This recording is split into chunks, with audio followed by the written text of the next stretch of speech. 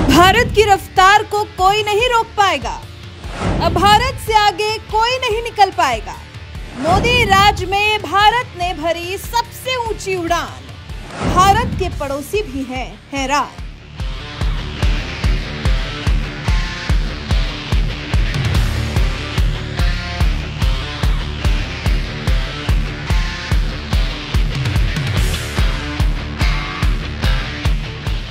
जी, ये सच है। जिस तरह से नरेंद्र मोदी के राज में भारत दिनों दिन तेजी से आगे बढ़ता जा रहा है, इसके बाद वो दिन दूर नहीं जब क्षेत्र कोई भी हो, टॉप पर नाम सिर्फ और सिर्फ भारत का ही होगा। हर जगह भारत ही भारत आगे होगा। यकीन ना हो तो ये ताजा उदाहरण देख लीजिए। भारत दुनिया का तीसरा सबसे बड़ा व्हीकल मार्केट बन गया है। जी, भारत के हाथ एक बहुत बड़ी उपलब्धि लगी है, क्योंकि भारत में गाड़ियों की संख्या तेजी से बढ़ रही है। ऐसे में भारत जापान को पछाड़कर दुनिया का तीसरा सबसे बड़ा व्हीकल मार्केट बन गया है। सेमीकंडक्टर चिप की कमी के बाद भी भारत में साल 2022 में 42,50,000 से अधिक गाड़ियां बिकी हैं, जो कि चीन और अमेरिका के बाद सबसे बड़ी संख्या है। भारत में कोरोना काल के बाद तेजी से पर्सनल व्हीकल की मांग बढ़ी है। Society of Indian automotive manufacturers के मुताबिक पिछले साल जनवरी से नवंबर तक देश में 41,30,000 गाड़ियां बिकी, जिसमें पैसेंजर और कमर्शियल व्हीकल शामिल हैं। दरअसल SIAM कमर्शियल व्हीकल्स के बारे में तिमाही आधार पर आंकड़े जारी करती है। उसने अब तक अक्टूबर तिमाही के आंकड़े जारी नहीं किए हैं। बिजनेस स्टैंडर्ड की एक रिपोर्ट कहती है, टाटा मोटर्स जैसी ओरिजिनल इक्विपमेंट कंपनियां अपने होलसेल और रिटेल सेल्स की तिमाही के आंकड़े जारी करती हैं। टाटा मोटर्स ने अब तक अक्टूबर से दिसंबर तिमाही के आंकड़े नहीं दिए हैं। देश की सबसे बड़ी passenger car company Maruti Suzuki India की दिसंबर में सेल 1,13,535 यूनिट रही। इस तरह भारत में बिक्री का आंकड़ा पिछले साल 42,50,000 यूनिट पार कर चुका है।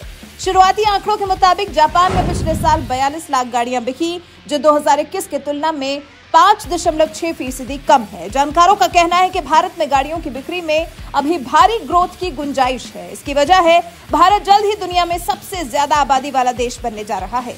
देश में अभी सिर्फ 8.5% परिवारों के पास ही गाड़ी है। यानी आने वाले दिनों में भारत पहले अमेरिका और फिर चीन से भी आगे निकल सकता है। वहीं भारत की ऐसी क्षमता और भारत को लेकर जारी हुए इन आंकड़ों से महिंद्रा ग्रुप के चेयरमैन आनंद महिंद्रा भी गदगद नजर आए। उन्होंने कहा, जब मैं 1980 के दशक में बिजनेस स्कूल में गया तो दुनिया में जापान की गाड़ियों का बोलबाला था। तब अगर मैंने अपनी क्लास के किसी इंटरनेशनल साथी से कहा होता कि एक दिन भारत आउटपुट के मामले में जापान से आगे निकल जाएगा, तो वो शायद मुझ पर हंस देता। हालांकि आनंद महिंद्रा ने साथ ही कहा कि क्वालिटी के मामले में हमें अब भी बहुत कुछ सीखने की जरूरत है। अब चलिए बात करते हैं नंबर 1 पर चीन और नंबर 2 पर अमेरिका की भी। इन दोनों के बाद तीसरा नंबर जापान का था, लेकिन अब भारत का है। चीन दुनिया का सबसे बड़ा व्हीकल बाजार है, जहां पिछले साल 2,62,70,000 गाड़ियों की बिक्री हुई, जो 2021 की तुलना में 1.7% अधिक है।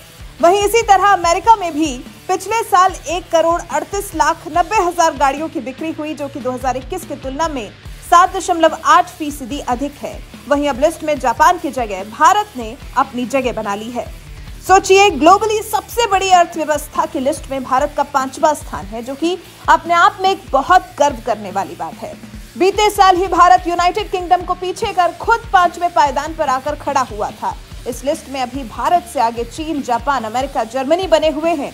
हालांकि इन देशों का मुकाबला करना और इन्हें रेस में पीछे करने में अभी थोड़ा समय है, लेकिन भारत दुनिया का तीसरा सबसे बड़ा ऑटो मार्केट का तमगा हासिल करने में कामयाब हो गया है। मतलब मोदी राज में भारत के हाथ एक और बड़ी उपलब्धि लग गई है। वैसे आप अपने देश की इस उपलब्धि पर यूं जापान से भी भारत के आगे निकल जाने को कैसे देखते हैं? भारत जितनी तेजी से दुनिया भर में अपनी मौजूदगी दर्ज करा रहा है, जितनी तेजी से खुद को सबसे आगे दौड़ा रहा है, इस सब पर आपका क्या कुछ कहना है? कमेंट कर अपनी राय हमें जरूर बताएं।